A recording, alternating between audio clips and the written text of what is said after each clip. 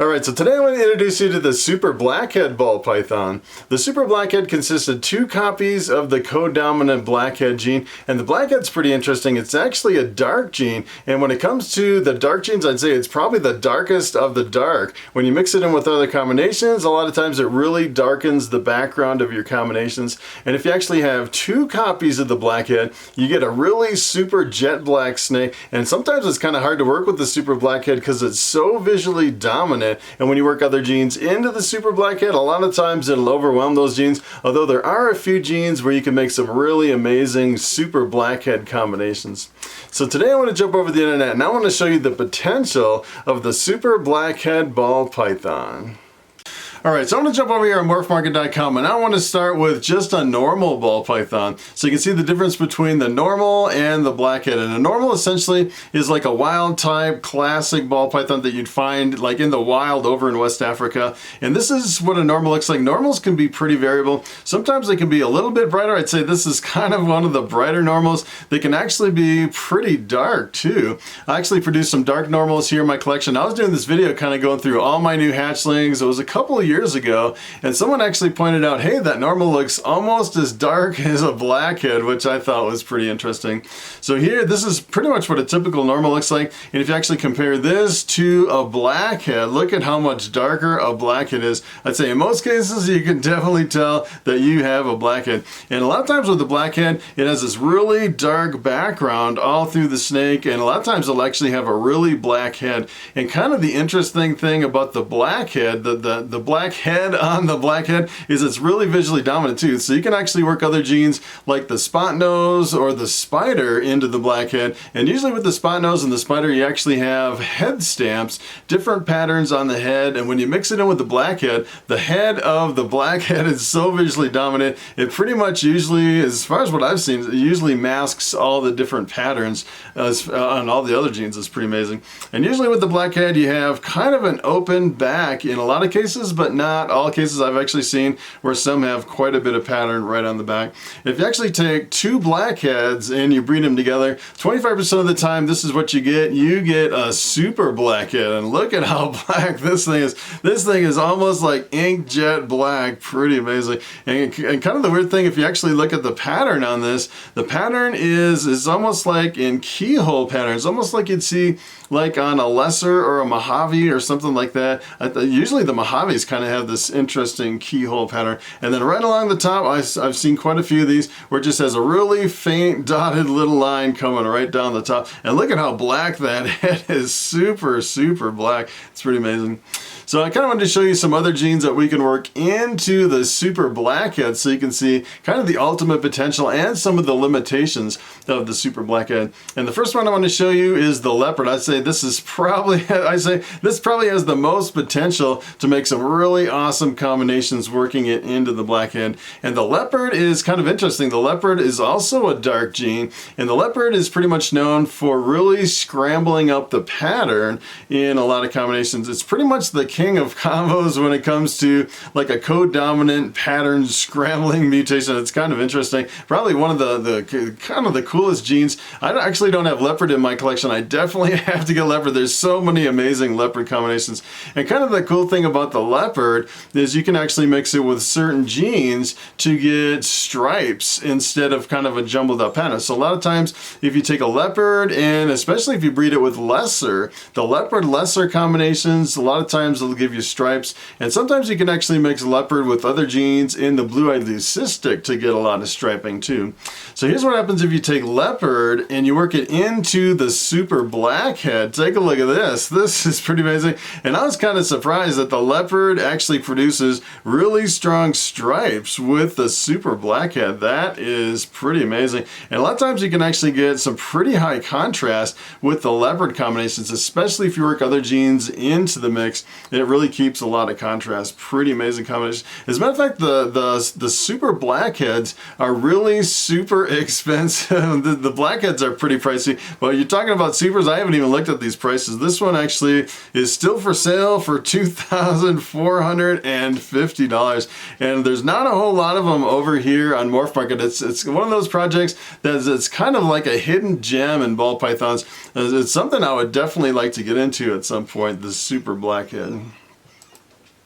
So here is the Mojave. The Mojave is actually in the blue-eyed leucistic complex, and this is kind of the one that kind of has the keyhole pattern on the side too, similar to the Super Blackhead, which is kind of interesting. And the Mojave is a lot of times when you mix the Mojave with certain genes in the blue-eyed leucistic, you don't always get the all-white snake with the blue eyes like you do in a lot of cases. That's pretty much the definition of a blue-eyed leucistic, is the all-white snake with the blue eyes.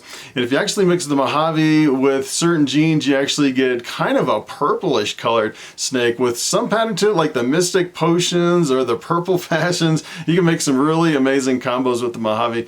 And here's what happens if you take the Mojave and you work it into the Super Blackhead. Take a look at this. This is pretty amazing how it really changes the pattern. It looks like it lightens it just a little bit from the influence of the Mojave, but look at this crazy pattern right down the side of the snake. It's almost like little floating clouds or something right on the side of the snake. And then you get this little like almost like little raindrops coming right down the top of the snake. That is a pretty amazing combo. As a matter of fact, I was just kind of curious about the prices on this. This one actually it's kind of interesting. Some of these say expired. Someone actually asked me, hey, what does it mean by expired? And I don't really know how you can have something expire over here in Morphmarket, which is kind of interesting. But this one is actually posted for $1,500, which is pretty amazing.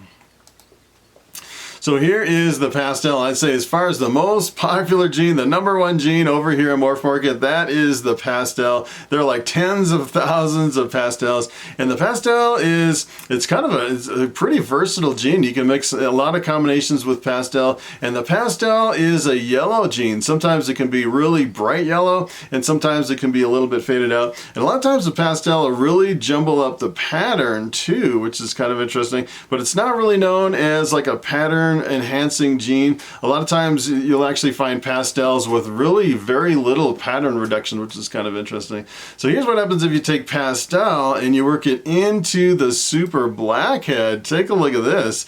This is pretty amazing. You can definitely see a little bit of a lightening effect right on the back, and the pattern on the side, I'd say you can kind of see it pretty much keeps like the Super Blackhead pattern with little keyholes and kind of floating clouds up in here, but you can definitely tell it almost looks like it has almost a metallic color right on the top, like kind of like a bronze color between the Blackhead and the Pastel. That's pretty awesome.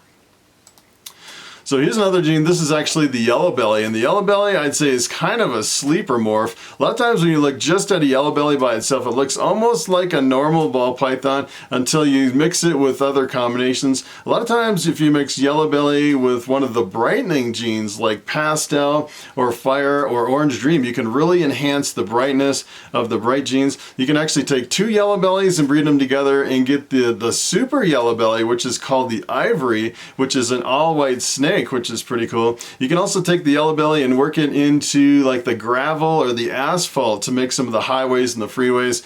Probably one of the most impressive, visually stunning snakes in all ball pythons.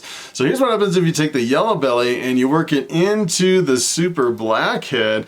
Take a look at this. It almost looks like there's not really that much influence from working yellow belly into the Super Blackhead. It's kind of interesting on the yellow bellies. A lot of times you can actually see the yellow bellies in there from kind of the busy pattern on either side of the belly. It's kind of interesting. You can almost see the busyness of the pattern indicating that the yellow belly is in there. And sometimes the yellow belly will have a little bit of flaming up on the sides. And I actually pulled up another combination over here that actually combines the yellow belly and the Pastel with the Super Blackhead. And take a look at this. This is a pretty amazing combination, how the yellow belly really brings out the Pastel. I'd say this is probably like the beginning of the ultimate potential of the Super Blackhead. As a matter of fact, this would be really awesome if you actually took the yellow belly and the Pastel and mixed it in with the Leopard to get a really bright striped snake with a really dark background. I bet that would be pretty awesome.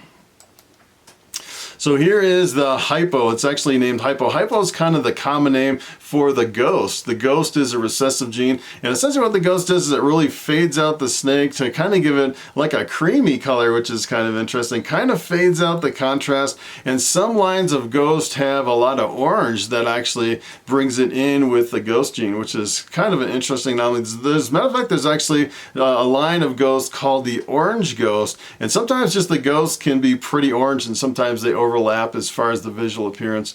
So here's what happens if you take the hypo and you mix it in with the super blackhead. Take a look at this. This is pretty amazing that the ghost actually fades out the super blackhead and gives it kind of a creamy appearance, kind of an interesting combination. And look at the head on this, almost like a steel gray color on the head, and you can definitely tell it keeps that solid head color on the super blackhead. Pretty amazing. So here's the last one I want to show you, and this is another one that can break through the super blackhead pretty good, and this is a really bright combination. This is actually the Super Pastel Mojave. So it's two copies of the Pastel, which is a really bright yellow gene, and then the Mojave is the gene in the blue-eyed leucistic with kind of the keyhole patterns on the sides. And kind of the interesting thing with the Super Pastel, a lot of times it'll really jumble up the pattern even more than one copy of the Pastel, and a lot of times it'll really whiten the background with two copies of Pastel. So here's what happens if you take the Super Pastel Mojave and you work it into the Blackhead. Take a look at this. This is kind of an interesting combo. You can definitely tell it's competing for visual dominance between a really super bright snake and then the really dark Blackhead. Almost gives it like an earth tone, almost like a greenish tinge to it, which is kind of interesting. You get these little tiny floating clouds right on the sides of the snake. Pretty interesting combination. Alright, so it is time for the question of the day. An alien invader asks, what's the best incubator for snake eggs? And that is a very good question. So if I was actually just starting out in ball pythons and looking for my very first incubator, probably what I would get is I'd get one of the little mini cabinet type incubators. You can actually find them over on Amazon. I think they're about $200 or something like that. I'll actually find one and put a link in the description below. And kind of the cool thing about those is they heat and cool in the same unit. Kind of amazing technology. So during the breeding season, you can actually crank it up to 99 degrees and incubate your eggs, and then in the off season you can actually dial it down and cool your beverages and use it as a beverage cooler, which I've actually done. As a matter of fact, I actually have two of those units. They're pretty awesome. And then another one you can actually get is an RCOM incubator, and let me tell you, I actually use the RCOMs for my chicken eggs. They are really super high tech. They really dial in the temperature and the humidity really precise, but they're really expensive. I think they're about, for the reptile ones, I think they're about $500. But kind of the cool thing about the RCOM incubators is you can use them for a couple seasons, and in most cases you can actually resell them for almost what you bought them for. I've actually done that with some of my chicken egg incubators. As a matter of fact, I think I had like 3 or 4 of those incubators, and I'll use them for a couple seasons and then sell them for almost what I got into them. Pretty amazing. So that is pretty much it. Thanks for watching, and I will see you in the next video.